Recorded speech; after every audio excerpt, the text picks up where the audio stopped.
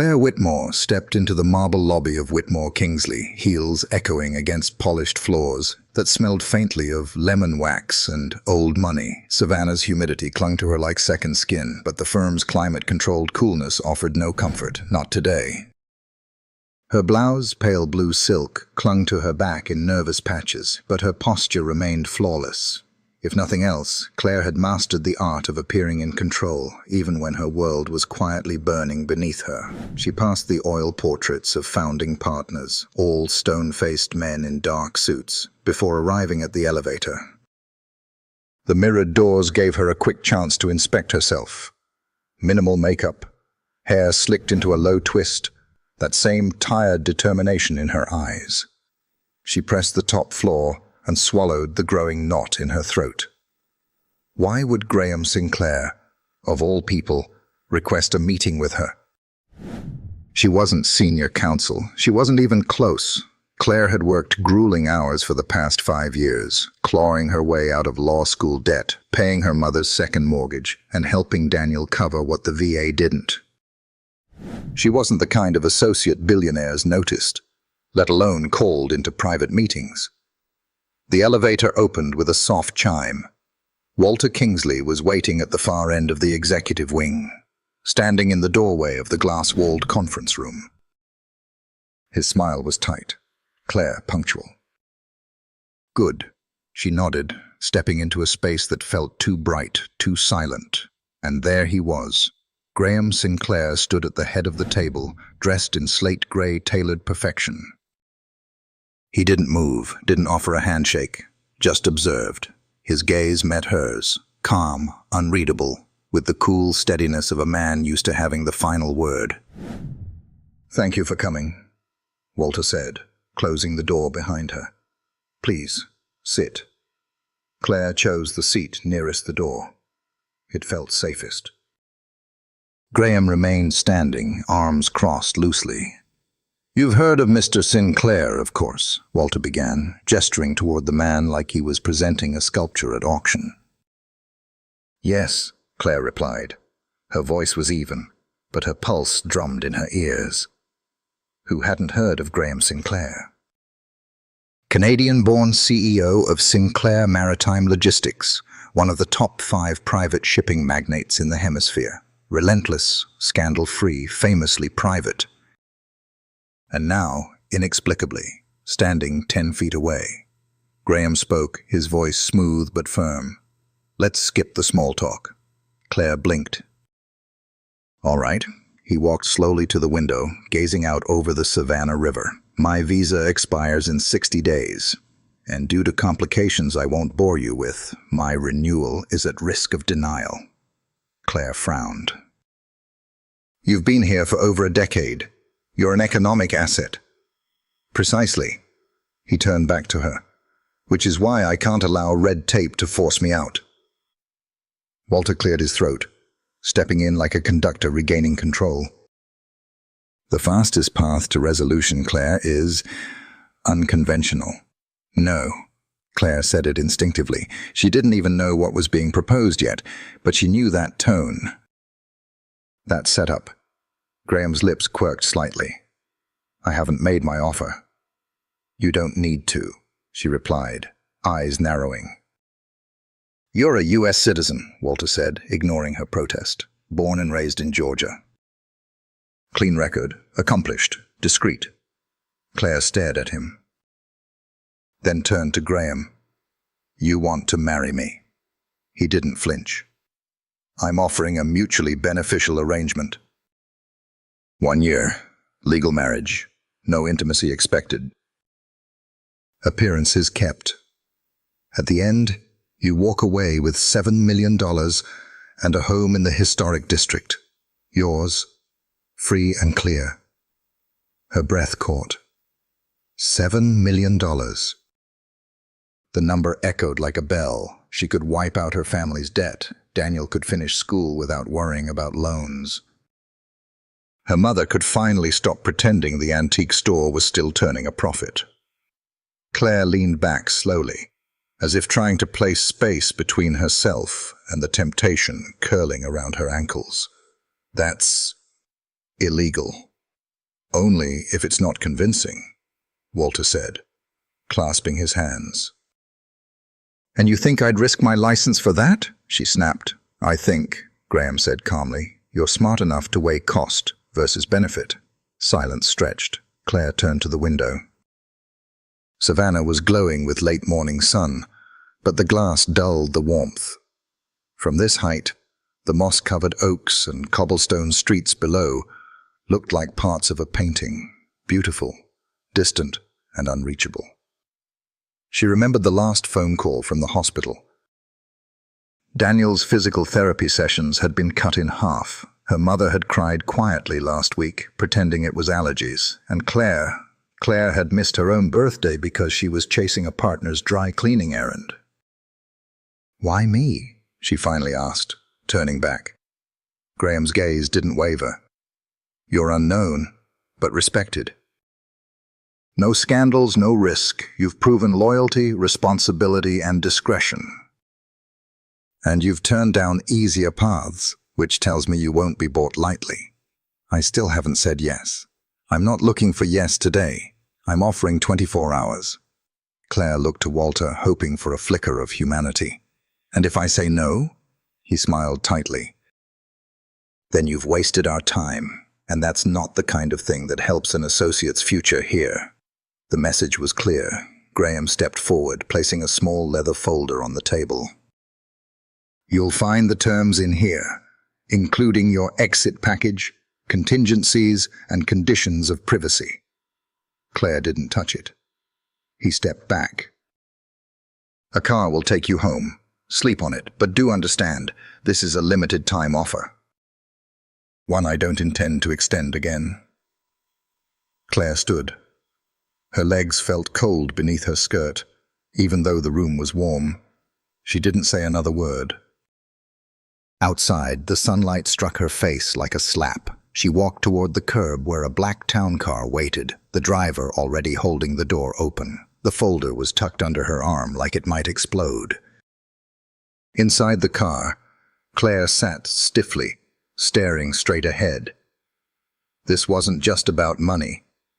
This was about control. About being used. About whether she could live with what that meant. She closed her eyes.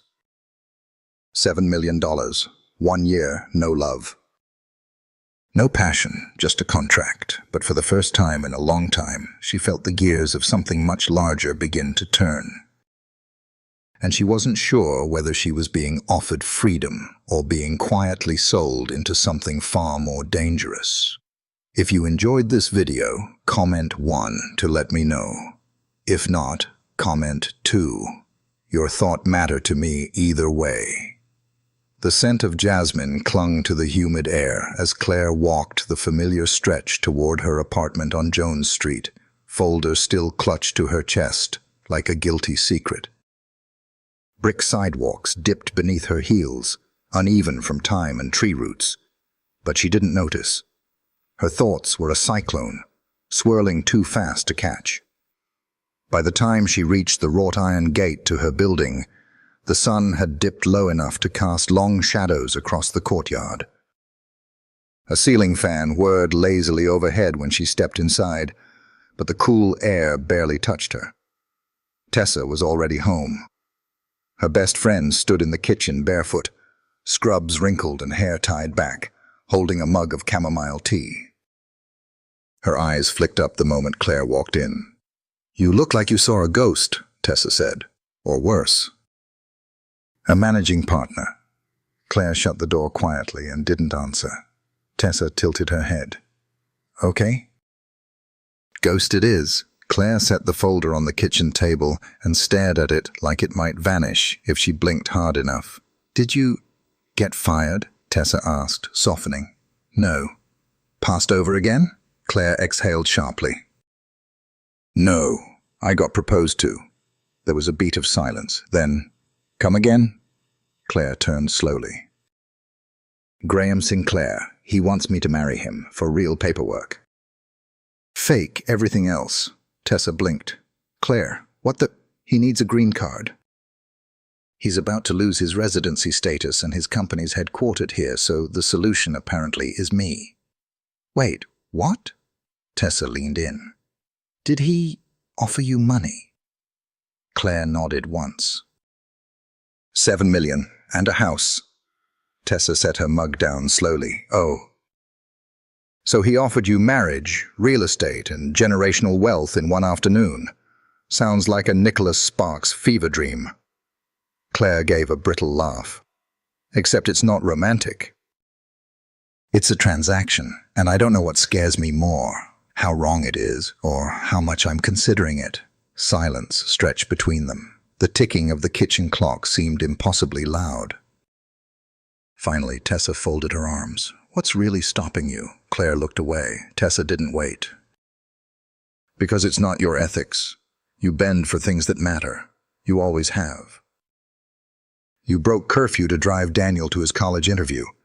You stayed in Savannah for your mom. You didn't even apply to New York firms because you couldn't leave. Claire's voice cracked. This isn't the same. It is, Tessa said gently. You don't sell yourself out, Claire. You show up where no one else will. Claire rubbed her forehead. I don't want to feel owned. Then don't. Walk in there with your terms, your boundaries. Your eyes open. Claire picked up the folder again, the edges worn from her grip. She hesitated. Would you do it? Tessa laughed dryly. For $7 million and no strings, I'd be Mrs. Sinclair by sunrise. Claire opened the folder.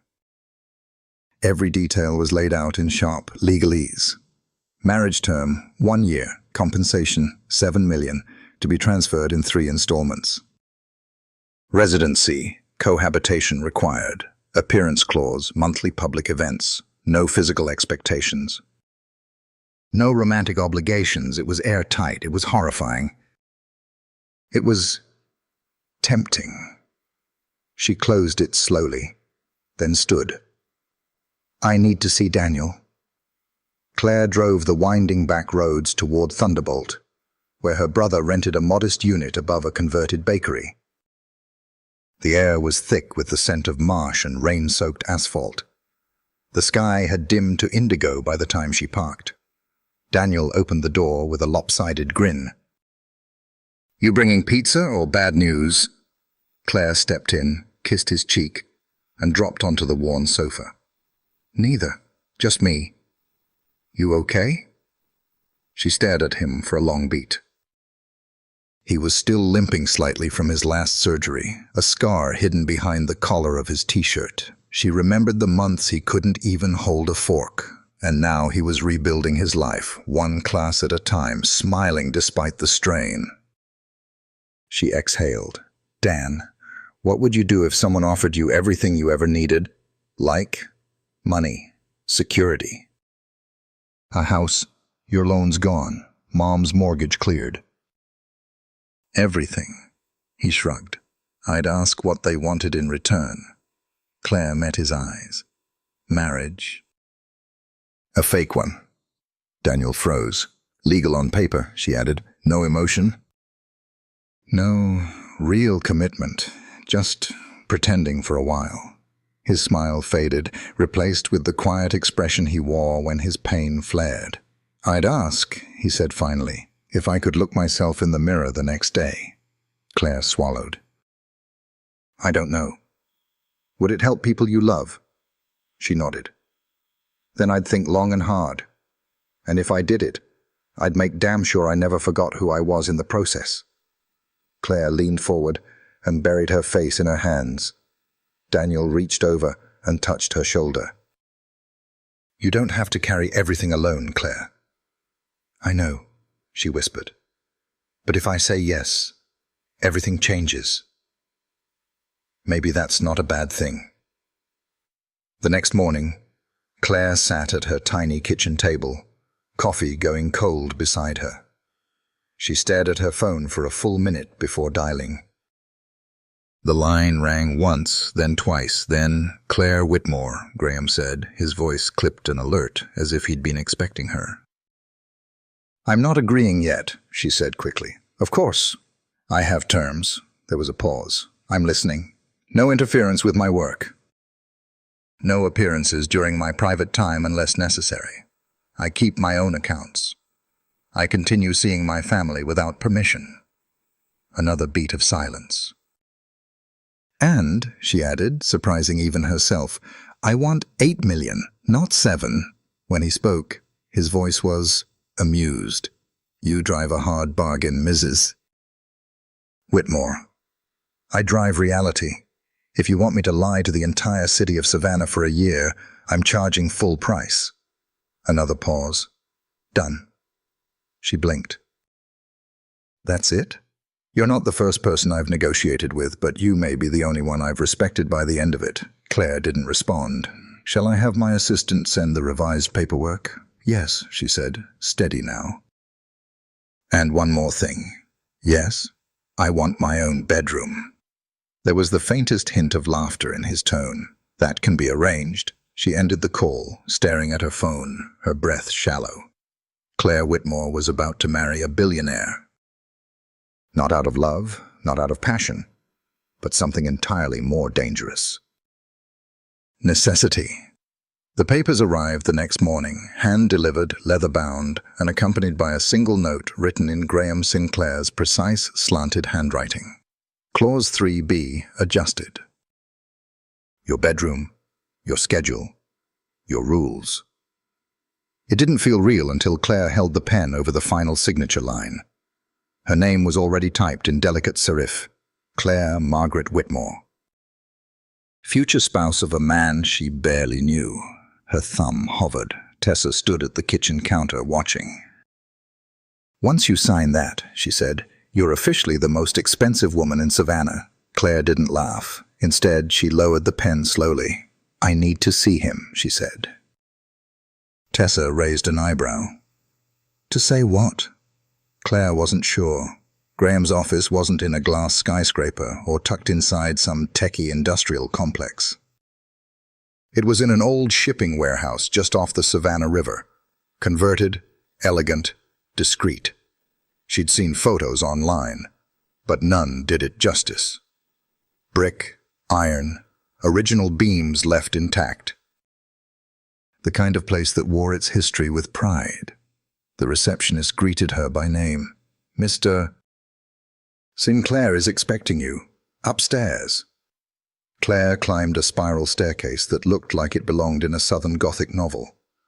When she reached the second floor, she found him standing behind a long desk made of reclaimed wood, fingers resting lightly on the edge, as if he were trying not to grip it too tightly. She stepped inside. He didn't move. Is this your real office? She asked, or just the one you use for dramatic effect? His mouth curved faintly. Depends on the drama. Claire held up the contract.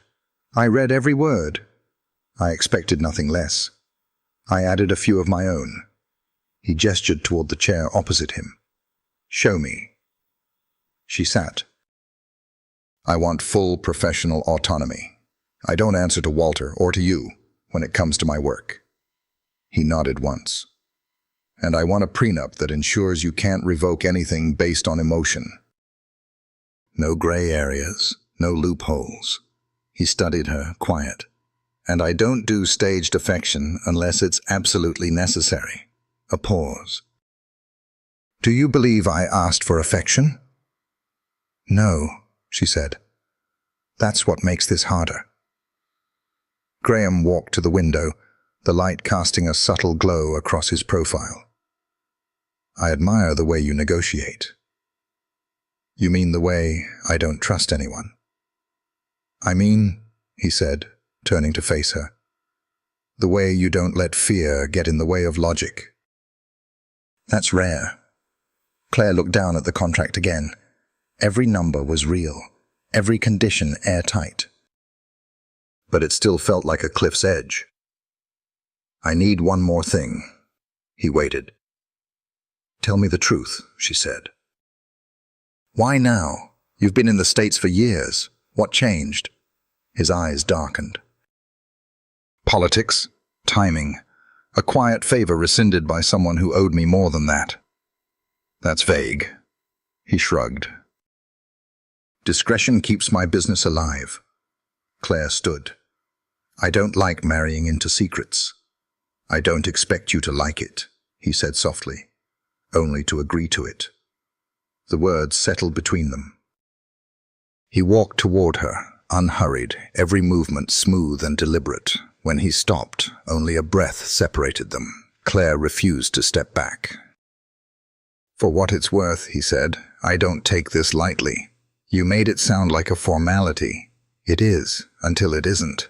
Their eyes locked, and for a brief moment, there was something that passed between them. Not attraction, not warmth. Something quieter, more dangerous. Recognition. Claire exhaled. I'll sign tonight. I expect your signature first. You'll have it. She turned to leave. Claire. She stopped in the doorway. When you look at me at the ceremony, he said, voice low, try not to look like I'm ruining your life. I haven't decided if you are yet. The next 48 hours moved with unsettling speed. A quiet courthouse ceremony was arranged, paperwork filed under sealed records. No press, no photographs. Just names, witnesses, and promises neither of them intended to keep beyond the legal requirement. Tessa helped her dress that morning in silence. Simple white crepe dress. No veil. No flowers, just clean lines and clear eyes. I feel like I'm going to a sentencing, Claire muttered. You're going to a bank, Tessa replied. A beautifully dressed bank. Claire didn't smile. The courthouse was quieter than she expected. Even the judge, an older woman with kind eyes and no illusions, seemed to understand what this was. Do you, Claire Margaret Whitmore, take Graham Thomas Sinclair? Yes, she said quickly. Graham's answer was quieter. I do. The rings were exchanged. Hers, a slim gold band. His, brushed silver. When the judge pronounced them married, Claire felt nothing. No shiver. No thrill. No regret. Just a strange, hollow finality. They stepped out into the warm air of late morning, the city waking around them, unaware that a marriage had taken place on the second floor of the county building. Congratulations, Graham said. You're officially a billionaire's wife. Try not to sound so pleased about it. A car waited at the curb, a sleek black sedan with tinted windows. As Graham opened the door for her, Claire hesitated. She looked at him, his perfect suit, his unreadable face, and said quietly, You're going to be a very hard man to lie about loving. He didn't respond, but when he closed the door behind her, she saw his reflection in the window. And for the first time, he looked like he wasn't sure this was just business anymore. If you enjoyed this video, comment 1 to let me know. If not, comment 2. Your thought mattered to me either way. Claire had expected a quiet transition. A legal marriage, a signed contract, and then a slow fade into the background of Graham Sinclair's carefully orchestrated life. Instead, she woke up the morning after the ceremony to a knock at her apartment door and a voice she didn't expect. You packed already? Tessa leaned inside, hair wet from a morning run, brow arched. For what? Tessa crossed her arms. You haven't checked your email? Claire blinked, then snatched her phone off the counter. An unread message from Graham's assistant, Camille, glared back at her. Subject: Welcome home. Claire, per Mr. Sinclair's instructions, a driver will pick you up at 10:30 a.m. to transport you to the Whitby estate. Your room has been prepared. Please bring only what you need for a 2-week acclimation period. Remaining belongings will be sent later. Camille Claire looked up slowly. He's moving me in. Today, Tessa whistled. No time wasted. What's the Whitby estate? His house, I guess. Claire didn't move for a moment. Her stomach curled, a quiet warning that her life was about to change in ways she wasn't remotely ready for. She grabbed a carry-on bag, shoved essentials inside, clothes, laptop, files, and paused at the bathroom mirror. The woman staring back at her didn't look like a bride. She looked like someone stepping into someone else's story. The black town car was parked outside at exactly 10:30. Camille greeted her at the entrance of the estate, a towering, ivy-covered mansion set behind a wrought-iron gate. The drive alone was longer than Claire's entire street back in Jones. The house looked like something out of a southern film. High windows, gas lanterns flickering even in daylight, stone lions guarding the front steps. Claire stood on the threshold, suitcase in hand, unsure whether to knock or run. Camille opened the door. "Mrs. Sinclair, welcome." Claire flinched. "I'd rather you didn't call me that." Camille smiled politely. Understood. Inside, the estate was breathtaking. Vaulted ceilings, antique chandeliers, soft oak floors that echoed with the hush of money. The scent of lemon oil and fresh flowers hovered in the air. "This way." Camille led her past a formal dining room, a library, a sitting room that looked like no one had ever actually sat in it. Then up the stairs to a room at the far end of the hallway. "Your suite." Claire stepped inside. It was beautiful. Large windows overlooking the garden, soft cream walls, a sitting area with books already arranged by subject and color. The bed looked untouched. Her suitcase felt out of place in a room that seemed designed for photographs, not living. She turned. "Where's his room?" "Opposite wing." "West side. So we're not sharing space?" "Only when appearances require it." Claire nodded, even though something about that answer unsettled her. "Dinner is at 7. He'll expect you in the conservatory." Claire's laugh was sharp, involuntary. "The conservatory? Is that a real thing?" Camille didn't blink. "Yes." Through the glass corridor, dresses smart casual. Claire waited until she was alone, then sat on the edge of the bed and stared at her hands. Everything looked too polished, too intentional. It felt like walking into a life already written by someone else's pen. She showered, changed, and followed Camille's directions down to the conservatory. It was a greenhouse turned dining space, framed with glass and steel, filled with soft light and jasmine vines winding up the beams. A single table sat in the center. Graham was already there. Dark blazer, open collar, sleeves rolled just enough to be deliberate. "You found it," he said without looking up. "I followed the scent of orchids and pretense." He smiled, barely. Claire sat across from him. Silverware was already placed. A carafe of lemon water and 2 wine glasses waited. "I expected a chef." "A staff. Something theatrical." "They come when needed. I prefer to eat quietly." She studied him. "Is this the part where we act like a couple?" "No," he said. "This is the part where we pretend we're not pretending." The tension twisted between them like a taut string. "You moved me in without asking. It was in the contract. You could have said something." He met her eyes. "Would you have come?" She didn't answer. Dinner was served, light roasted chicken, garden vegetables, something delicate and citrusy she couldn't pronounce. Graham barely touched his plate. Claire sipped her wine. "So what now?" "We appear together at select events, 3 per month. I've arranged a few discreet meetings with friends and business contacts who will reinforce our story." "Anyone I should be worried about?" Graham looked amused. "Only everyone." She set her fork down. "This life of yours, it's curated." "Yes, scripted, to a degree. And I'm the new character. You're the turning point," he said simply. Claire stared at him. "Why me?" He didn't speak for a moment then. "Because you don't need me." Everyone else did. That silenced her. After dinner, she walked through the garden alone. Gas lamps flickered along the path. The moon hung low, casting silver light over hedges and fountains and shadows that felt too quiet to be safe.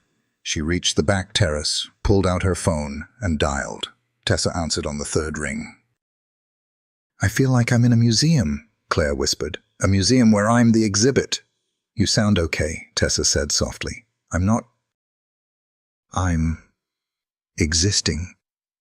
"You're not trapped, Claire. You're navigating. There's a difference." Claire stared up at the manor windows. One was lit, Graham's. She wondered if he was watching her too. She hung up and stood there a while longer, hands tucked in her coat, breathing slowly. The wind stirred the vines beside her. Then, behind her, a quiet voice. "Do you always talk to ghosts out here?" She turned. Graham. He'd changed. Loafers, rolled sleeves, no jacket. Claire's heart ticked up. "You're the one living in a haunted house." He looked past her, toward the moonlit garden. "You'll get used to it." She didn't speak. "Do you regret it yet?" he asked. "No," she said, "not yet." He nodded once. Then, without another word, turned and walked back toward the house. Claire watched him go, something strange tugging in her chest. It wasn't love. It wasn't passion. It was the quiet realization that she had stepped into a life with a man who didn't believe in either, and somehow that was the most dangerous part of all. Claire woke to silence, the kind of silence that felt purposeful, like the house itself had learned how to breathe without making a sound. Her new bedroom was filled with early morning light, filtering through gauzy curtains in soft streaks across the ivory duvet. For a moment she forgot where she was. Then the ornate ceiling, the polished oak floors, and the soft chime of distant bells reminded her this was no hotel. This was home now, technically. She sat up, legs dangling off the bed, unsure what to do next. There was no alarm, no email screaming for a response, no case file waiting for her on the kitchen counter. Just stillness. She wandered into the ensuite bathroom, brushed her teeth, pulled her hair back into a loose braid, and dressed in black slacks and a pale pink blouse, crisp, clean lines. The outfit felt like armor. She wasn't sure what she was protecting herself from, but it felt necessary. When she stepped out into the hallway, Camille was already waiting near the staircase, a tablet in her hands.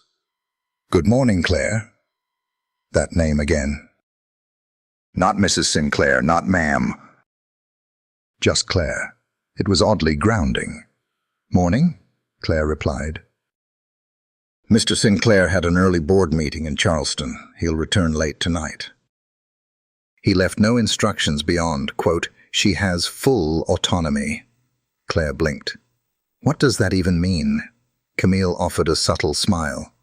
"I believe it means you're free to explore." "Like a guest?" "Like a resident." Claire followed her down the steps into the dining room. A light breakfast had already been prepared. Fruit, toast, scrambled eggs, seasoned just the way she liked. Camille disappeared as quietly as she came. Claire ate slowly, trying not to feel like an intruder in her own marriage. Afterward, she wandered the house. Each room was more curated than the last. Art that whispered of wealth, not shouted. Books placed not just for reading, but for the quiet implication of intelligence. She counted 4 fireplaces, 2 studies, and at least 3 rooms she couldn't identify the purpose of. Every inch of the house had been touched by someone's vision, but not necessarily lived in. Then, behind a narrow door off the east corridor, she found something different. A music room. Not on display. Not part of any tour. This space was smaller, cozier. Dusty sunlight filtered through tall windows. A grand piano sat in the center, its lid open. A violin leaned in a corner stand. Sheet music lay scattered on a bench like someone had left mid-rehearsal and never returned. Claire stepped inside slowly, brushing her fingers across the piano's edge. Her heart fluttered. The silence here wasn't staged. It was mourning something. She pressed a key. Soft. Clear, faintly out of tune. "You play?" The voice startled her. She turned. A woman stood in the doorway. Elegant. Silver hair pulled into a chignon. Pearl earrings, navy dress, heels that barely made a sound. No. "Not really," Claire said. The woman stepped inside without invitation. "I'm Eleanor Sinclair." "Graham's aunt." Claire stood straighter. "I didn't know you were visiting." "I wasn't." Eleanor picked up a sheet of music and studied it absently. This was his mother's room. She used to play after dinner. Every night. Claire nodded, unsure what to say. Eleanor's gaze lifted, sharp. "You're not what I expected. Neither is this marriage." There was a flicker, approval, annoyance.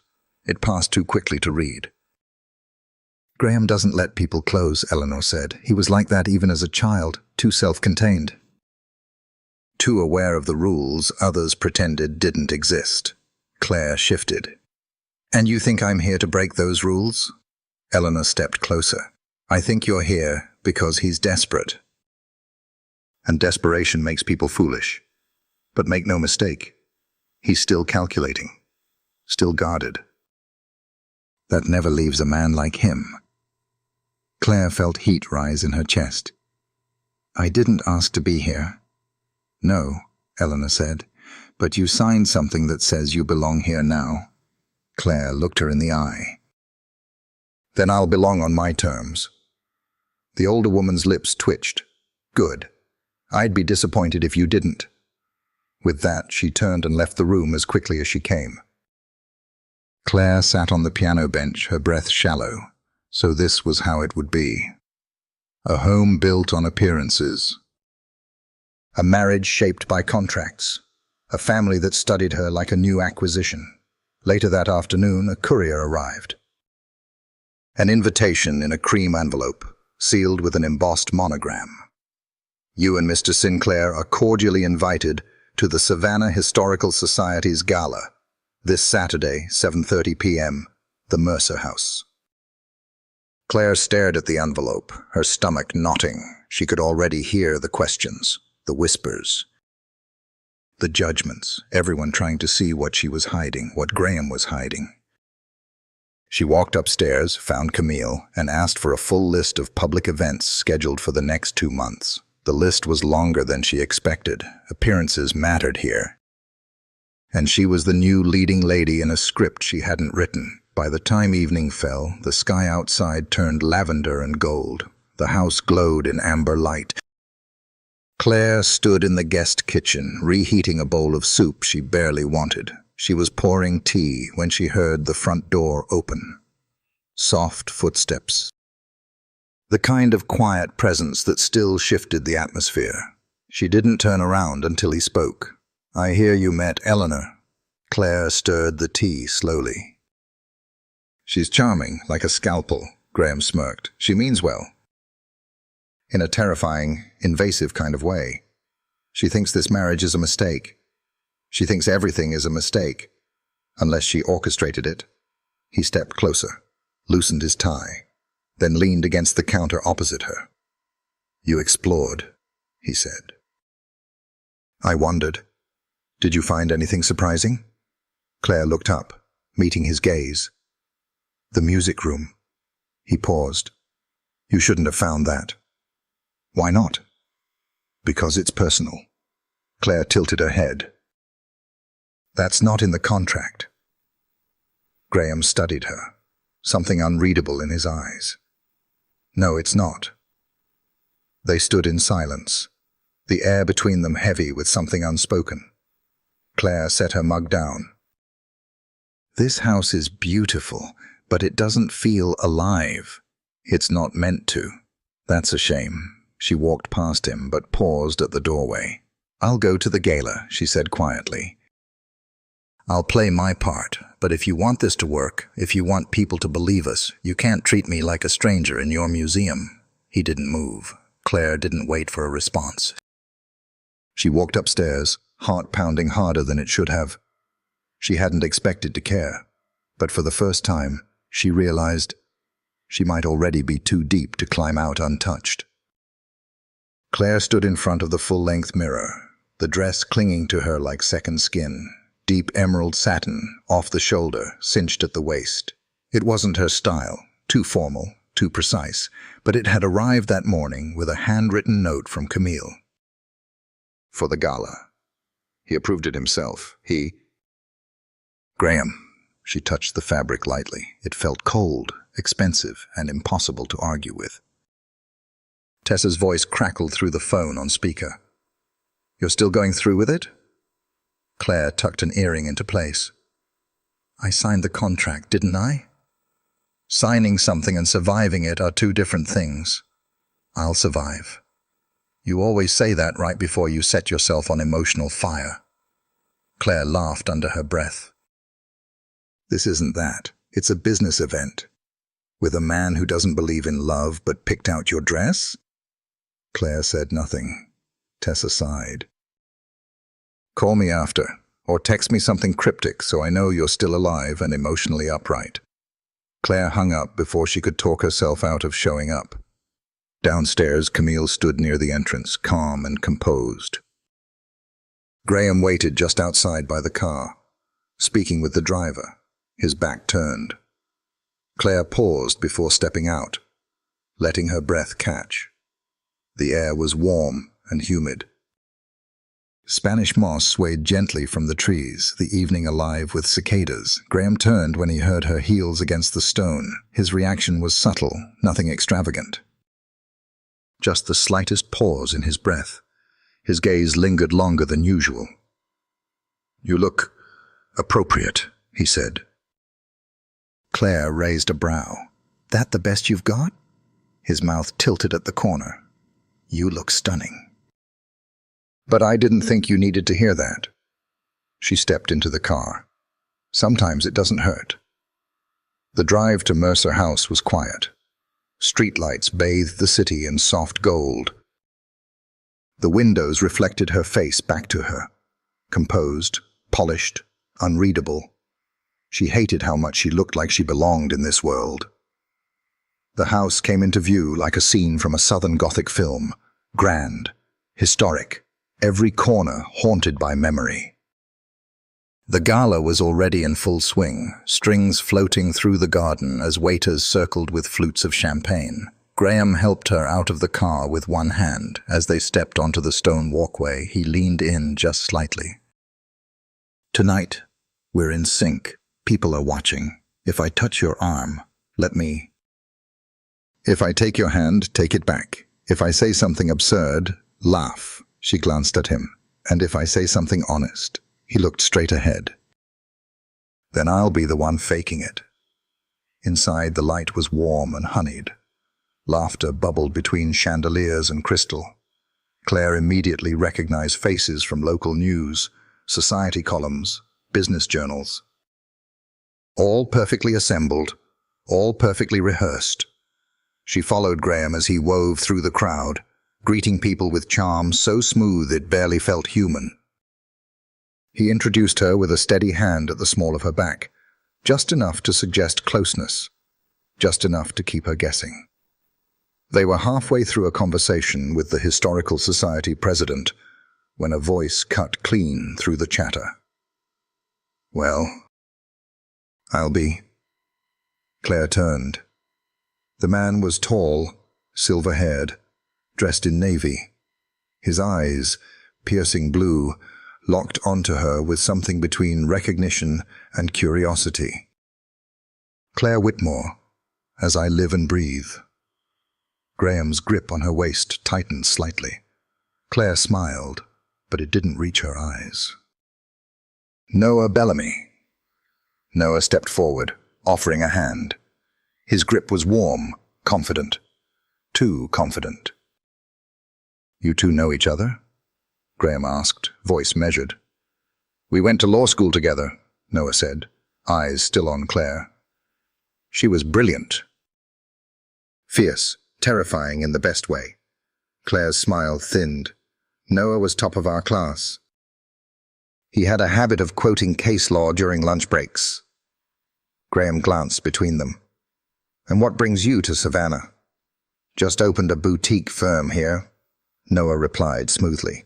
Mergers, acquisitions, all that boring stuff. But I never thought Savannah would offer this kind of surprise.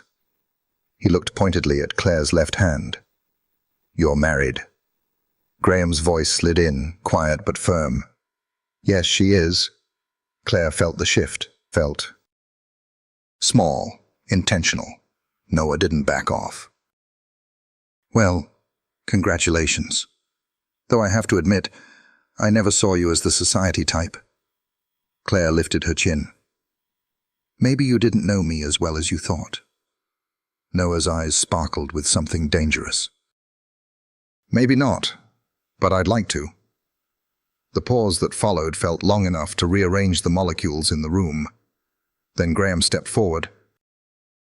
His tone never rose, never sharpened. But there was steel beneath the velvet. I'm sure we'll see you around, Mr. Bellamy. Enjoy the evening. Claire let him guide her away, his hand firmer now, more like ownership than partnership. When they reached the edge of the room, near a table of oysters and champagne, she pulled away slightly. Was that necessary? Graham didn't look at her. He was testing boundaries. And you marked your territory. He finally met her eyes. I protected our story. Claire's laugh was soft, but bitter. Is that what we're calling it now? He studied her for a moment, then leaned in, voice just for her. If I asked you to pretend to love me right now, would you? She blinked. The music swelled. Don't worry, he added quickly. I wouldn't ask that of you. She stared at him, her pulse uneven. Why not? His answer came low, quiet. Almost vulnerable. Because I wouldn't be able to pretend it wasn't real. Claire swallowed. Whatever this was, whatever line they were walking, it wasn't clean. And it wasn't safe. A man like Graham Sinclair didn't say things he didn't mean. And if he did mean it, that terrified her more than any lie she'd agreed to tell. Claire didn't sleep that night. The gala echoed in her head long after the music faded. The chandelier light, the smell of white lilies, the heavy weight of Graham's words. I wouldn't be able to pretend it wasn't real. That sentence looped in her chest like a melody she didn't ask to remember. She lay in bed staring at the ceiling, the fan above turning slow and hypnotic. The sheets were too soft. The silence too deliberate. She missed the creak of her apartment floor, the distant traffic, the sound of Tessa humming in the next room. At sunrise, she pulled a sweater over her tank top and crept downstairs barefoot. The house was still sleeping, or pretending to. Camille wouldn't appear for another hour. Graham's wing would be dark. It was just her, and the walls, and the weight of a truth she wasn't ready to claim. She ended up in the garden. Dew clung to the petals like secrets. The bench near the fountain was cold beneath her, but she didn't move. She just sat, hugging her knees, watching the sky bleed orange. A quiet voice broke through the stillness. Couldn't sleep either. Claire turned. Graham. Sweatshirt, joggers, no shoes. His hair was tousled. He looked human, uncurated. Almost boyish. She blinked. You run? Every morning. I thought you paid people to sweat for you. His smile was faint. Tempting. But some ghosts won't leave unless you outrun them. He sat beside her without waiting for permission. The bench was narrow. Their arms brushed. They sat in silence for a long beat, the only sound the gurgle of the fountain and birds beginning to stir. Finally, Claire spoke. "What you said at the gala?" He looked straight ahead. "You don't have to respond." "But I do." He turned slightly. Claire stared at her hands. "I came into this with my eyes open. I knew what it was. I signed it, owned it. But now you're looking at me like—" She trailed off. "Like what?" he asked softly. "Like I'm more than a contract." "You are." Her heart thudded. "And that scares you," he added. She nodded. He looked away, jaw tightening. "I didn't mean to make this complicated." "It was always complicated," she said. "We just stopped pretending it wasn't." Graham ran a hand through his hair. "I didn't plan on liking you." That made her laugh, short, breathless. "I didn't plan on liking you either." He turned back to her, eyes searching. "Then what do we do?" Claire hesitated. "We stick to the script. At least until the ink dries." Graham exhaled slowly, like he already knew that was the answer, but hoped it wouldn't be. Before she could say anything else, Camille's voice echoed faintly from the terrace. "Mr. Sinclair, your call with Zurich is in 10. He stood, paused, then, "Don't avoid me." She met his gaze. "Don't give me a reason to." That day, Claire threw herself into work. Case files, client calls. A stack of paperwork she'd been avoiding for days. It was easier to hide behind rules and logic than face whatever was unraveling inside her. At lunchtime, she received a text. "Noah Bellamy lunch? No strings, just two JDs catching up. I'll be at La Marche until 2. She stared at the screen. The smart thing, the safe thing, was to ignore it. But Claire had never been known for safe. La Marche sat on the edge of the art district, full of exposed brick and floating shelves and potted plants that somehow looked expensive. Claire walked in right at 1:15, heart knocking against her ribs. Noah stood as she approached. "You came. I had an hour to kill." Always flattering. They sat in the corner booth.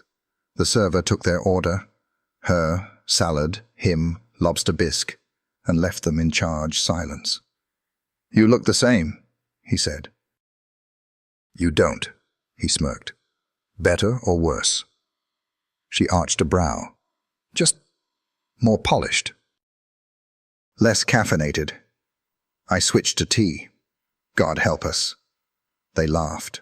It was easy, familiar, and that scared her more than anything.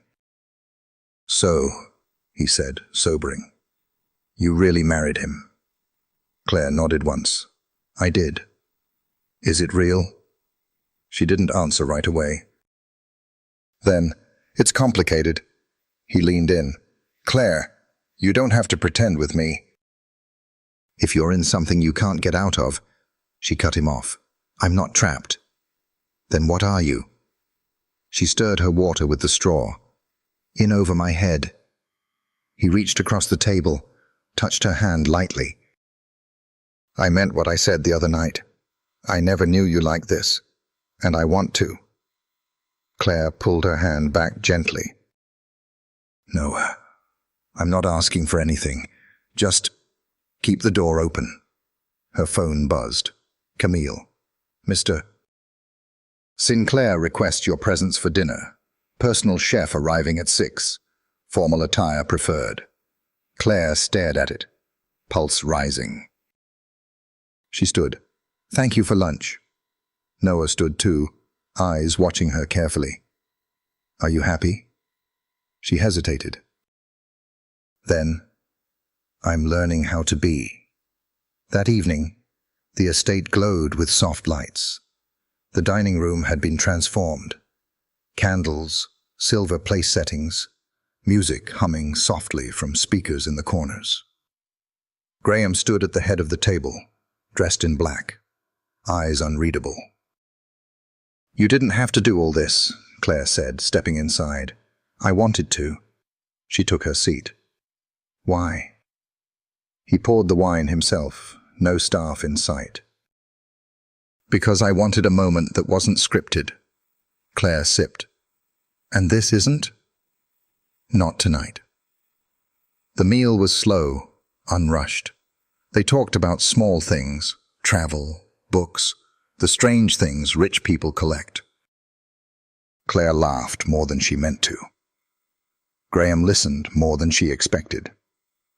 After dessert, he stood, walked to the record player in the corner, and dropped the needle. Soft jazz filled the room. He extended a hand. She stared at it. "Don't overthink it," he said. "Just say yes." She stood, heart racing, and let him pull her close. They danced in silence, feet moving in slow rhythm across the hardwood. His hand rested lightly at her waist. Her head settled just near his shoulder. Claire closed her eyes. This wasn't in the contract. This wasn't in the plan. But in that moment, it was all she wanted. The next morning, Claire woke with the echo of jazz still humming in her ears. She hadn't meant to fall asleep thinking of him. Graham, with his quiet restraint, his eyes that said more in silence than most men said in paragraphs. But the memory of their dance had stayed with her. The way his hand had lingered at the small of her back, the way she hadn't wanted the music to end. She sat up slowly in bed, sunlight pouring in across the sheets like some cinematic spotlight. Her chest ached, not from pain, but from the weight of what was changing, because something was changing. It wasn't just about the contract anymore. Wasn't just about appearances. Not for her, not for him. And that scared her more than anything. She got dressed without thinking too hard. Soft denim, a white blouse, flats, simple. Neutral, safe. She headed downstairs and found Camille waiting in the library, tablet in hand, calm as always. "Morning," Claire said. Camille nodded. "Good morning, Mrs. Claire." Claire offered a tired smile. "What's on the agenda?" Camille handed her a sleek envelope. "You've received an invitation. Private garden brunch hosted by Eleanor Sinclair." Claire froze. "Just me?" "She requested your presence specifically. No staff, no Graham." Claire opened the envelope. Inside was a single card, handwritten. "Come hungry, come honest." Claire sighed. "Do I get hazard pay for this?" Camille didn't blink. "Your contract covers most dangers. Emotional ones are negotiable." At precisely 11, Claire arrived at Eleanor's residence, a pale stucco estate with towering palms and iron balconies wrapped in bougainvillea. A house that didn't try to impress because it didn't need to. Old money. Old rules. The garden was pristine, walled by tall hedges, full of white roses and citrus trees, and the faint scent of lavender. Eleanor sat at a round table shaded by an umbrella, sipping what looked like iced tea, though Claire wouldn't have bet on it. "You came," Eleanor said without looking up. "I was summoned." "That's marriage for you." Claire sat across from her. "Should I be nervous?" Eleanor poured her a glass. "Always." They ate in silence for several minutes. Quiche, fresh berries, scones that melted the second they hit the tongue. It was too elegant to be real. Claire felt like she was trapped in a magazine spread titled Power Plays and Porcelain. Finally, Eleanor set her fork down and folded her hands. "Tell me what you want." Claire blinked. "Excuse me?" "In this arrangement, in this life, what do you actually want?" Claire hesitated.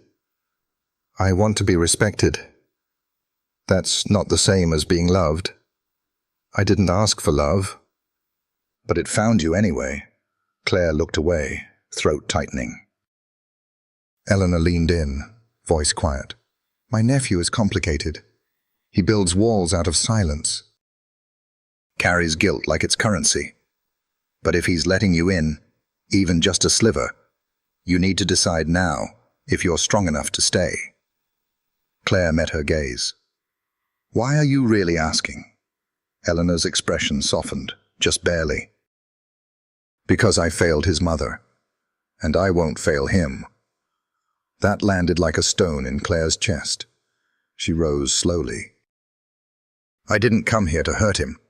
Then don't. Back at the estate, Graham was in the sunroom, sleeves rolled up, reading through a stack of documents. He looked up when she entered, and the air between them shifted like it always did. Eleanor summoned you. She did. And? She interrogated me. Fed me. Offered unsolicited wisdom. He smiled faintly. That sounds like her. Claire hesitated. She's worried about you. Graham looked down. She always is. She thinks you're still carrying something. I am. Claire crossed the room, stood beside his chair. Want to talk about it? He looked up, and for a second, something raw flashed in his eyes. Then he set the papers aside and leaned back. I loved someone once, he said. A long time ago. I let her go because I thought protecting her meant leaving her behind. She married someone else. Died 6 years later in a car accident. We never spoke again after I ended it. Claire swallowed hard. And you think it was your fault? No. But I think if I'd stayed, her story might have ended differently. She sat on the arm of the chair, close enough to hear his breath shift. You don't get to carry every outcome, she said softly. But I do, he whispered, because that's what power is. Responsibility with no excuses. Claire rested her hand on his shoulder. He didn't move. Maybe you were trying to save her, she said. Maybe she didn't need saving. He looked at her then, really looked. And in that moment, the room felt too small for all the feeling it held. That evening, just before sunset, Graham took her to the rooftop terrace. The view stretched across the savannah skyline, glowing in soft oranges and deep blues. A table had been set for two. No staff. No spectacle, just them. Claire tilted her head. What's the occasion? He poured her a glass of wine. No occasion, just time. They sat, shared a simple meal. Roasted vegetables, grilled fish, cold watermelon slices. They talked about everything and nothing, and when the sky darkened into velvet and stars began to appear, Graham stood, held out his hand again. One more dance? Claire rose slowly, heart beating like it remembered something her mind couldn't name. They swayed beneath the open sky. No music this time. Just breath and heartbeat and the soft wind. His voice came quiet, barely a breath. If this were real, I'd be in love with you. Claire closed her eyes, leaning just enough to feel the warmth of his chest against her cheek.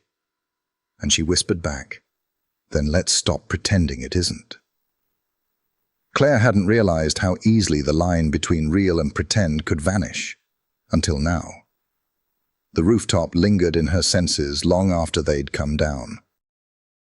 She could still feel the rhythm of their bodies, swaying beneath the stars. The warmth of his hand brushing her back, the confession he'd whispered against her hair like a promise neither of them had permission to speak out loud. If this were real, I'd be in love with you. And her answer, soft, raw, was still hanging in the air. They hadn't talked about it since. Hadn't needed to. Something had changed. But change, Claire knew too well, didn't come without consequences. The next morning, Camille informed her over breakfast that the Family Foundation was hosting its annual charity board luncheon at Graham's request, and Claire was expected to attend, seated beside him at the head of the table. "Attire?" Claire asked, sipping her coffee. "Professional, but softened," Camille said. "The donors favor authenticity, not performance." Claire gave a wry smile. "Then I'm already in trouble." Camille leaned in, voice low but sincere. "You're doing better than anyone expected, including him." That landed heavier than Claire wanted to admit. By noon, she stood in the grand hall of the Sinclair Foundation's Savannah headquarters, dressed in a soft navy dress, heels low enough for comfort, pearls subtle enough to whisper elegance. The table was long and crisp in linen, glasses sparkling under soft skylight. Graham arrived just minutes before the guests did. Charcoal suit, no tie, sleeves pushed just enough to look like he didn't care how perfect he looked. But Claire could tell he did. He looked at her, steady, sure, and then offered his arm. "You ready?" he asked quietly. "Not even close," she replied, looping her arm through his. They sat, smiled, played their parts. Graham introduced her as his wife, with a touch of pride that didn't feel forced. Claire spoke when prompted, charmed without trying too hard, and laughed at the right stories. She noticed how Graham looked at her when she wasn't watching, like he was learning her in real time. Then halfway through dessert, the tension shifted, because Noah walked in. Late, uninvited. Claire's breath caught. He wasn't part of the board. He wasn't even affiliated with the foundation. Yet there he was, shaking hands like he belonged, his eyes scanning the table until they found hers. She didn't blink. He didn't smile. Graham's voice lowered beside her. "Interesting guest list. I didn't invite him. I didn't think you did." Noah approached as the luncheon wound down, slipping into the seat beside her, just as the waiters cleared the table. "Claire?" His voice was calm, but too smooth. "Noah." He nodded toward Graham, who gave a tight smile, then excused himself to speak with one of the donors across the room.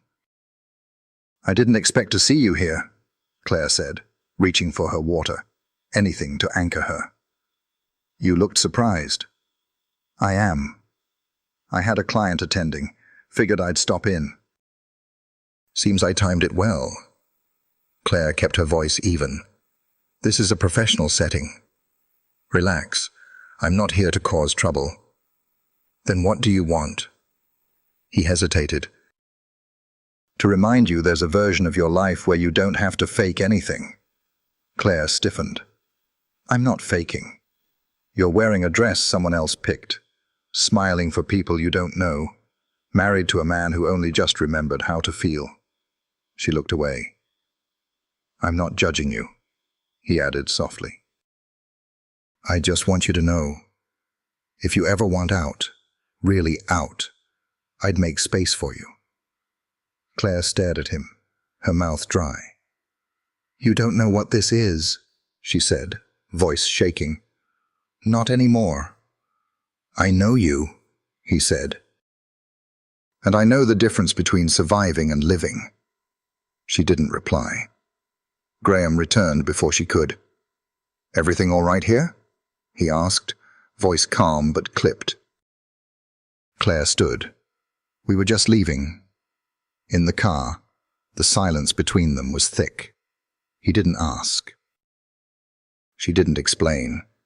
But when they reached the estate, and Graham closed the front door behind them, he turned to face her with eyes darker than she'd seen before. Why was he really there? Claire swallowed. "To provoke you. Maybe to provoke me." "Did it work?" She stepped closer. "Only enough to remind me why I'm here." His shoulders relaxed. "Barely. I hate how he looks at you," he admitted. Claire nodded. "I used to think it was admiration, Now I think it's control. Graham exhaled. You're not his to control, and I'm not yours to protect from the past. They stood close now, the kind of close that made breath feel optional. I don't want to lose this, he said, quieter than she expected. You can't lose what you never had. But I have it, he said. Or at least, I think I do. Her throat tightened. Then show me, she whispered. Not with words, not with dinners or rooftops or jazz. Show me in the places it counts, when no one's watching. He nodded once, no promises. Just presence. That night, he didn't come to her room, and she didn't go to his. But beneath her pillow was a folded note in his handwriting.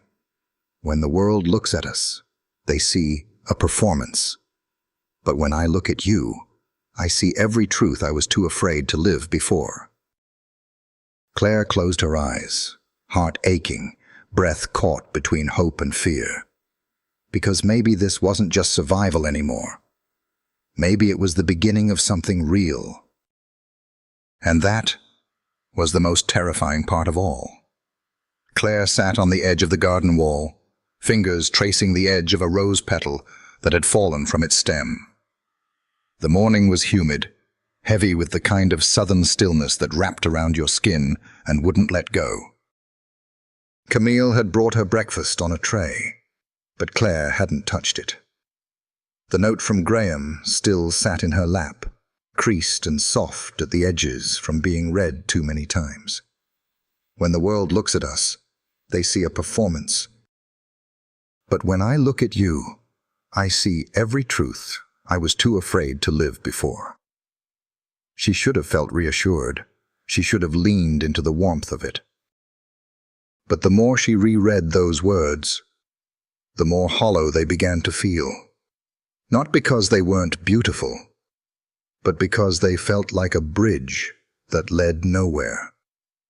Love in private, doubt in public.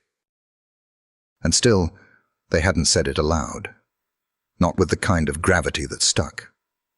Claire stood and walked toward the house, her bare feet brushing the stone path. As she reached the terrace, she saw Graham through the window, standing in his office, hands on his hips, pacing. His mouth was tight, eyes locked on something in the distance. He hadn't seen her yet. She slipped in quietly, pausing just outside the door. His voice cut through the silence. No, I said expedited. This week. I don't care what the federal docket says. If we delay this merger, the deal folds and the board flips. A long pause. A sigh. Then, softer. No, I'll handle it. Thank you. He ended the call and stared at the wall like it might give him answers. Claire stepped into view. Rough morning? He didn't startle, just looked at her like he'd known she was there the whole time. I thought this month would give me space, he said. Turns out the world doesn't care what I planned. She walked in, crossed her arms. You look like you haven't slept. I didn't. Because of me? He hesitated. Because of everything. She nodded, walking toward his desk. A thin folder caught her eye, marked with her name. Her breath caught. You're tracking me now? Graham followed her gaze. No, that's your amendment. My what? He stepped forward. I've been updating our agreement. Claire flipped through the file. Her name, her residency. Financial allocations. Press strategy. Provisions about privacy and independent counsel. You're rewriting the contract. Yes. She looked up. Why? Because the one we started with doesn't fit us anymore. Her throat tightened. And what is this supposed to be now? He looked her straight in the eye. Whatever you want it to be. She swallowed hard. I didn't ask for that power. But you have it. She set the folder down carefully. So if I said I wanted out, if I walked away today, you'd let me? His voice was quiet. Yes. She studied him. And if I said I wanted more? His jaw clenched. You'd get it. The words hung between them, sharp as glass. Claire turned toward the window, needing space to breathe. I need to think, she said. I know. He didn't stop her as she walked out. She didn't stop herself either. She spent the rest of the day away from the estate. No driver, no Camille. Just her and a rented car, windows down, the wind loud enough to drown her thoughts. She drove until the buildings thinned and the oaks lined the road like sentinels. Eventually she pulled off near the river and walked the edge of the dock, watching the water ripple in slow, tired waves. She hadn't been alone like this in weeks. She hadn't realized how much she missed the sound of her own thoughts. Noah had offered her a door. Graham had offered her a future. But neither one had asked what she needed to heal. And maybe, just maybe, that was something only she could figure out. By the time she returned to the estate, dusk was falling. The house was quiet. Camille greeted her with a soft nod, said nothing. Claire made her way upstairs, dropped her purse on the bed, and turned to find Graham in the hallway, as if he'd been waiting. Dinner's cold, he said softly. I kept it warm. In case you came back. Claire stepped closer. I needed air, she said. I needed clarity. His eyes held steady. Did you find it? She nodded. Yes. He waited. Claire took a breath. I don't want a contract. I don't want a performance. I don't want a name on a line or a curated narrative. I want what's real, even if it's messy, even if it scares both of us. Graham's shoulders relaxed just a little. His voice dropped. I want the same. She stepped into him, close enough to feel his breath. Then don't hide from me, she said. When it gets complicated, when it hurts, let me see the whole picture. He nodded. And then, quietly, there's something I haven't told you. Claire's heart stilled. He reached into his jacket pocket and pulled out a worn envelope, yellowed at the edges. Unopened. I wrote this years ago, after I left her. I never sent it. Claire stared at the letter. She died before I had the nerve. He handed it to her. You don't have to read it now. But I needed you to know. I've been carrying things I never let anyone see. You deserve the whole truth. Claire held the envelope in both hands, gently. I'll read it, she said. And then I want you to tell me in your own words. I will. They stood there for a long time. No kiss, no music. Just quiet acceptance. The kind that meant everything was starting again. Not out of love, not out of passion, but maybe into something deeper. Something earned, something real. The letter sat unopened on Claire's nightstand. All day she'd walked past it, glanced at it, almost touched it, but something about its weight, its stillness, made her feel like opening it would crack open something deeper than just Graham's past. By dusk, the sky outside had turned to bruised lilac, streaked with the fading gold of another humid savannah evening. The air was still, too still, like the whole world was holding its breath. Claire sat at the edge of her bed, envelope in hand, her fingertips brushing the soft ridges of Graham's handwriting. She opened it slowly, carefully, like a fragile piece of time. The letter wasn't long, but it was honest. He'd written it to a woman named Emily, the woman he'd left. The woman who died before he could apologize, before he could explain. Claire read it once. Then again, and again. There were no excuses in his words. No romantic gloss, just grief, just regret. And underneath all of it, the clear, quiet pain of a man who had never forgiven himself, not for leaving, but for doing it without saying goodbye. Claire closed her eyes and let the letter fall gently into her lap. Down the hall, she heard the soft creak of Graham's office door opening. She stood. He was in the study, staring out the window, the same window he always gravitated to when his thoughts became too loud. She didn't knock, just stepped in barefoot, holding the letter. "I read it," she said softly. He turned. His face didn't crumble, but something inside his eyes did. "She deserved more than silence," he said. "She got more," Claire replied. "She got your heart. Even when you didn't know what to do with it." He swallowed hard. Claire walked toward him, standing close. "She wasn't a mistake," he said. "But I was." "No," Claire said. "You were scared, and grief doesn't erase love. It just buries it deeper." Graham looked at her, like he wasn't sure how to breathe. "I'm not asking you to forget her," she continued. "I'm asking you not to disappear because of her." His jaw tightened. "I thought moving forward meant betraying what I lost." Claire placed a hand on his chest, right where his heart beat slow and heavy beneath her palm. "It doesn't," she whispered. "It means honoring it by choosing to live." He looked at her, really looked, and for the first time, there were no walls. "I'm falling in love with you," he said, voice quiet, like he wasn't sure he deserved to say it. Claire's breath hitched. "You don't have to say it now." "But I do," he said, "because if I don't say it now, I'll find a way to bury it. And I'm done burying things." She closed her eyes and leaned into him, forehead resting gently against his.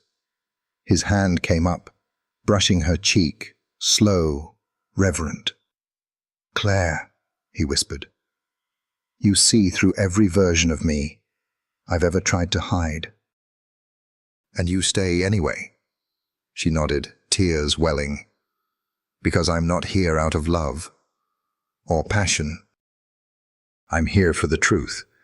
And the truth is, I want this. I want you. All of it." His mouth hovered over hers, close, not yet touching. "Then stay," he said. "Not for the arrangement. Not for the name. Stay, because it matters."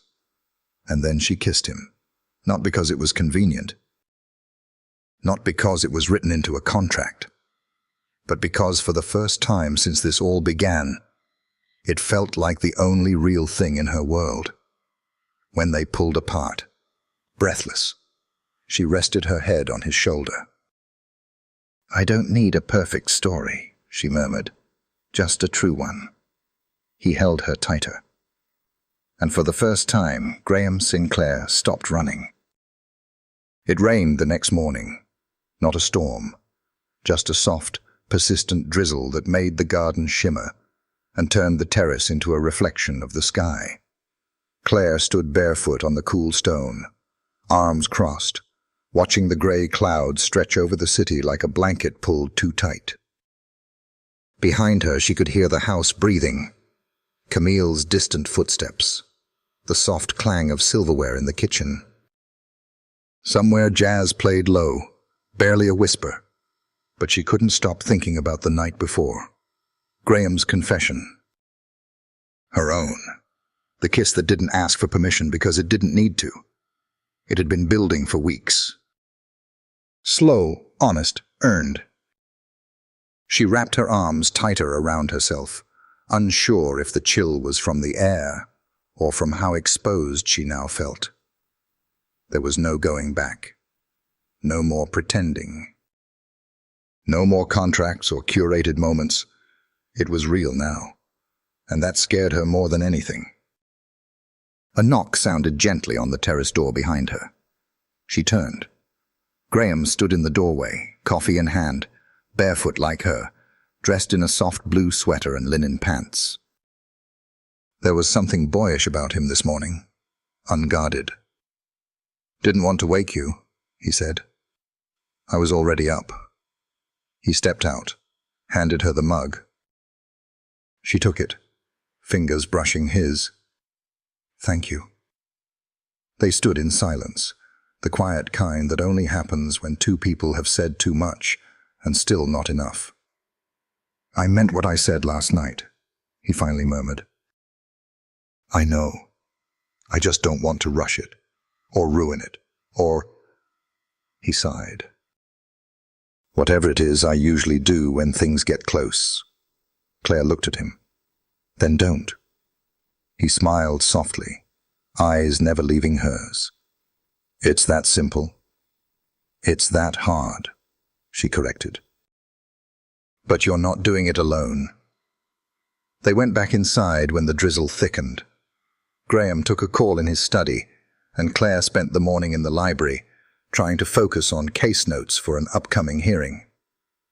But her mind kept drifting, back to the kiss, to the letter, to the weight of her own feelings, shifting into something deeper than she'd planned. By mid-afternoon, Camille appeared with an envelope in hand. "Special courier just dropped this off," she said, placing it on the desk. Claire frowned. "From who?" Camille hesitated. "It's from Noah." Her stomach dipped. Claire opened it slowly, half expecting something dramatic. But inside was a short note, handwritten in rushed, uneven ink. "I get it now. I didn't before. You're not the woman I left in Boston. You've grown into someone stronger, someone whole. I won't interfere anymore, but I had to say goodbye properly." Claire stared at the paper. The weight of it hit different than she expected. Not sadness, not relief. Just closure. She folded the note and placed it gently into her drawer, like filing away a version of herself she no longer needed to revisit. When she turned around, Graham stood in the doorway watching her. He raised a brow. "Bad news?" She shook her head. "No. Just an ending that took too long to arrive." He walked in slowly. "You okay?" Claire looked at him and, without thinking, said the one thing she hadn't said aloud yet. "I'm scared." Graham didn't flinch. He didn't rush in to fix it or change the subject. He simply stepped closer, reaching for her hand. "So am I." Claire looked down at their hands. Fingers twined naturally, effortlessly. "It feels like we're walking into something that might break us," she whispered. "Or make us." She looked up. He wasn't smiling. He wasn't performing. He was just there. "I don't want to be rescued," she said. "I don't want to be the one doing the rescuing." She tilted her head. "Then what are we?" Graham leaned in, pressing his forehead to hers, eyes closed. "Two people who've seen the worst of love and are still willing to try." A quiet laugh escaped her lips, trembling. "That sounds dangerously like hope." He smiled now, but it was soft, careful. "It is." Claire leaned into him, resting her cheek against his chest, the steady beat of his heart grounding her. Outside, the rain slowed to a hush. And for the first time in a long time, she felt like she was exactly where she was supposed to be. The call came just after sunrise. Claire had barely opened her eyes when Camille's voice echoed through the intercom, unusually tense. "Claire, there's someone at the gate. She says she's Graham's mother." Claire sat up, heartbeat instantly alert. "His mother? She's here." And insistent. Within minutes, Claire was dressed, her hair pulled back in a loose twist. The early light spilled across the hallway as she made her way downstairs, each step heavy with something she couldn't yet name. Graham was already at the front door, barefoot, wearing a white tee and navy lounge pants. He looked like he hadn't slept. "Did you know she was coming?" Claire asked, voice low. He shook his head once. "No." The door opened before they could say another word, and there she was, Vivian Sinclair. Graceful, immaculate, dressed in a perfectly pressed beige blouse and pale trousers, with a scarf tied loosely around her neck. Her hair was silver, not from age but from choice, styled sharply, elegantly, and her eyes, grey and sharp, took Claire in with a sweep so subtle it still landed like a verdict. "You're awake," Vivian said to Graham, as if it were an inconvenience. Then to Claire, "You must be the wife." Claire straightened. "I'm Claire." Vivian gave a nod, not warmth. Not coldness, just acknowledgement. "I wasn't aware you were in town," Graham said. "I wasn't aware I needed your permission to return," she replied smoothly. Claire glanced between them, two people bound by blood, speaking in coded lines where affection had long since been replaced by distance. "Why are you here, Mother?" Vivian stepped into the foyer without being invited. "I heard about your gala and the new wife. Imagine my surprise." She turned back to Claire. "You're younger than I expected. And you're more punctual than I assumed," Claire replied, keeping her voice steady. Vivian smiled. Not kindly. "I see we're already trading manners." Claire didn't flinch. "I just prefer honesty. It saves time." Graham stepped in. "Why now, Vivian?" Her face shifted slightly. "Because I've been watching. And for the first time in a long time, I thought maybe, just maybe, you were becoming the man your father hoped you'd be." Graham blinked. "This is about him. This is always about him." Claire watched the tension lock his shoulders, his jaw. She stepped forward gently. "Would you like to join us for breakfast?" Vivian turned. "I don't eat this early. But you're already here." A pause. Then, surprisingly, "Fine." They sat in the sunroom, Vivian on one end of the table, Claire beside Graham. Camille served quietly, professional and invisible as always. Vivian studied the spread: freshly baked biscuits, poached eggs, sliced melon, herbal tea. Nothing extravagant, but everything intentional. Vivian lifted her tea, but didn't drink. "I remember when this house was full of staff, full of silence." Claire smiled. "It still gets quiet." But not in the same way. Vivian's eyes flicked to Graham. "And what's changed?" He looked at Claire, then answered, "She listens. And when she speaks, it matters." Vivian set down her cup. "Do you love her?" Claire didn't expect it, not from someone so poised. So rehearsed, but the question landed like a stone in the middle of the table. Graham didn't hesitate. "Yes." Vivian's gaze moved slowly to Claire. "And do you love him?" Claire answered with the same quiet certainty. "Yes." "But not blindly." Vivian tilted her head. "You understand what this name comes with?" "I do." "You'll be scrutinized, judged, dragged through decades of ghosts. Sinclair men don't do well with transparency." Claire met her eyes. "Then maybe that's what I'm here to change." A pause. Then a single nod. Vivian stood. "I didn't come to fight. I came to see for myself." She looked at Graham again, softer now. "You look like him, you know." "I know. But you carry less anger than he did." "I'm trying." Vivian stepped forward, gently brushed a wrinkle from his shirt. It was the closest thing to affection Claire had seen. Then she turned to leave. At the door, she paused. "Claire," she said without turning back, "don't let this house make you quiet." Claire swallowed. "I won't." After she was gone, Graham let out a breath he'd clearly been holding for years. "That," he said, "was the closest she's come to an apology in decades." Claire slid her hand into his. "Then maybe this really is a new beginning."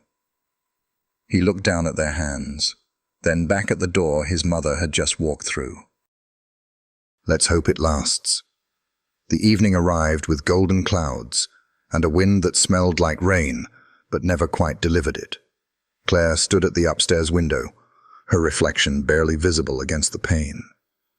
Below, the garden was glowing, strings of soft lights weaving between hedges like fireflies caught in motion. Tomorrow was the board vote, the vote that would decide the future of Graham's company, the vote that would decide whether the Sinclair name remained a legacy or a cautionary tale.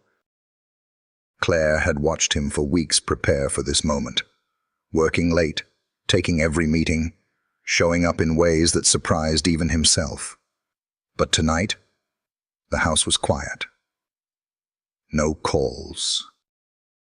No legal briefs, no crisis management plans, just stillness. And yet, her heart was loud. She heard his footsteps before he entered, soft, deliberate. Graham stood in the doorway of her room, hands in his pockets, eyes tired but bright. "You're not dressed," he said with a half-smile. "I didn't think dinner would be formal." "It's not, but I made a reservation." She turned fully to him. "You're taking me out? Tonight?" He nodded. "You've stood by me through every closed door. It's time you walked through one I opened."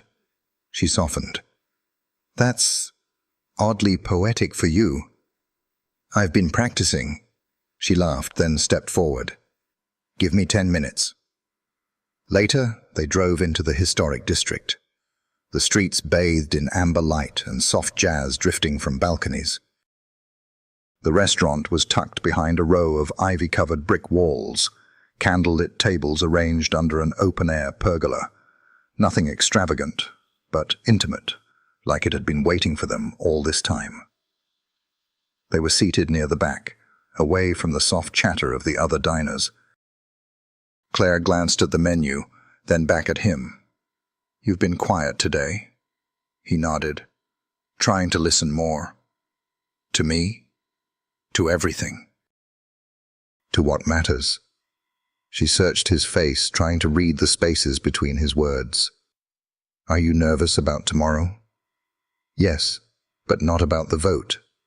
Her brows lifted. "Then what?" He exhaled slowly. "About what comes next. About what I'll be when this isn't hanging over me anymore." Claire reached across the table, her hand covering his. "You'll still be the man who chose growth over pride. That doesn't change." He didn't look away. "But what if I fail?" "Then you'll fail trying to do the right thing." A long pause. The waiter arrived, but neither of them glanced up. Claire's hand stayed on his, anchoring them. After their meal, they walked through the city square, the cobblestones slick from a light mist that had passed during dinner. The world felt slower here, more honest. As they reached a quiet bench beneath an old magnolia tree, Graham stopped. "I need to tell you something," he said. Claire waited. "I turned down the offer," he said quietly.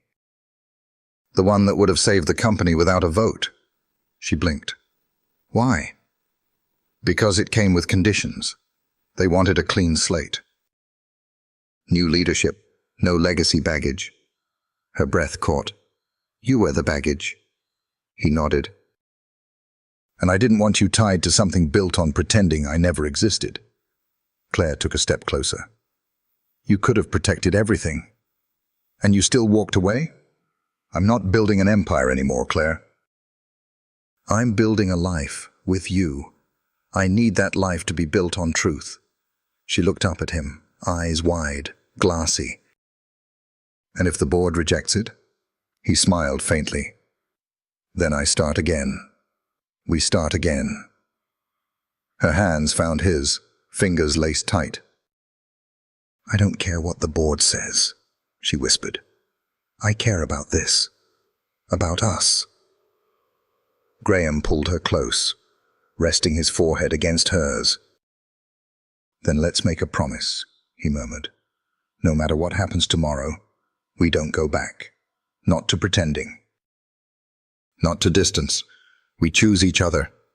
Every time. She nodded, tears welling. Every time, she whispered.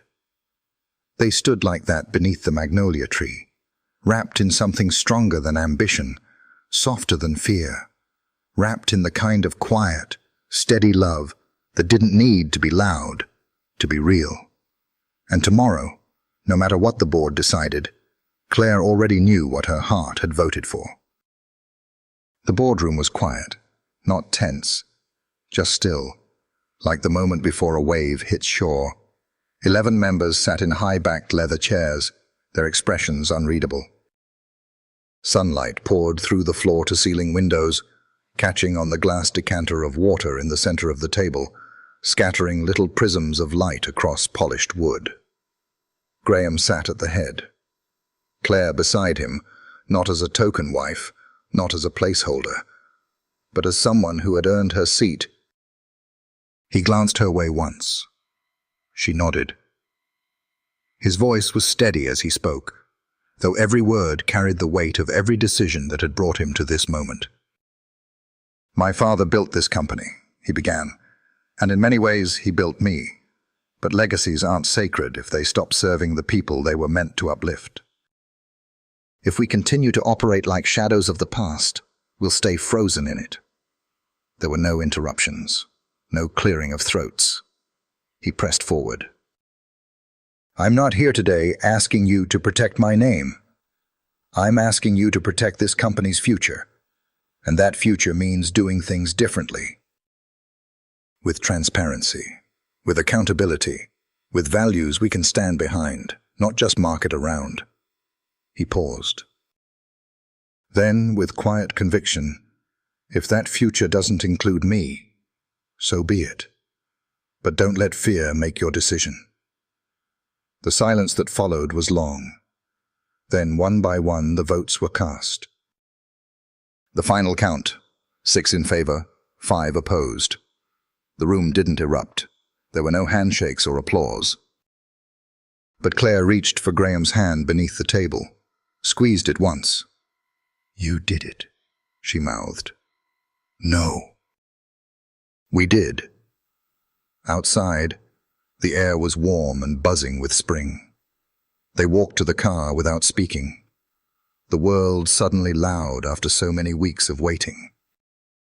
As they pulled away, Claire looked back at the glass building. Do you feel lighter? She asked. Graham exhaled slowly. I feel honest, she smiled. That's a good start. They didn't go back to the estate. Instead, Graham took a turn off the main road and drove out toward the marshes, where the trees leaned heavy over the water and the sky opened wide. Claire watched the horizon. You're quiet, she said. I've been thinking. About what? He didn't answer right away. Just kept driving. They reached the old chapel just before sunset. It was small, whitewashed, and half forgotten, just the way he remembered it. Claire stepped out, her heels sinking into soft dirt. What is this place? She asked. Where my parents got married, he said. Claire turned to look at him. I haven't been here since I was a kid, he continued. But I remembered something this morning. My father used to say, legacy is just love that outlives you. I never understood that. Until now. He stepped closer, pulling a small box from his coat pocket. Claire's breath caught. "Graham, I know it's not the usual place or the usual moment, but nothing about us has ever been usual." He opened the box. Inside, a ring. Not huge, not flashy, but hers. "I don't need the press or the performance. I just need you to say yes. Not because of what we've built, but because of what we haven't yet." She didn't cry, not at first. She just looked at him, like she was seeing everything. The man who used to run, the man who used to hide, and the man who now stood here, stripped of legacy, full of heart. "Yes," she said softly. He slipped the ring on her finger. And for the first time, there was no audience, no cameras, no script. Just them. Later that night, back at the house, Claire stood in the garden under the stars. Camille had placed candles around the terrace. The soft scent of jasmine drifted on the breeze. Graham came up behind her, arms circling her waist. "I told Noah once," she said quietly, "that love wasn't the reason I stayed." He waited. "But it's the reason I'll never leave." He turned her gently in his arms. "And I'll spend the rest of my life making sure you never want to." Claire rested her head on his chest. They stood there as the night deepened, surrounded by light and silence, and the kind of peace you can only earn by choosing the hard path. The honest one. They hadn't fallen in love out of passion or out of need. They had grown into it, day by day, scar by scar. And that, Claire thought, was the most beautiful love story of all. If you enjoyed this video, comment 1 to let me know. If not, comment 2. Your thought mattered to me either way.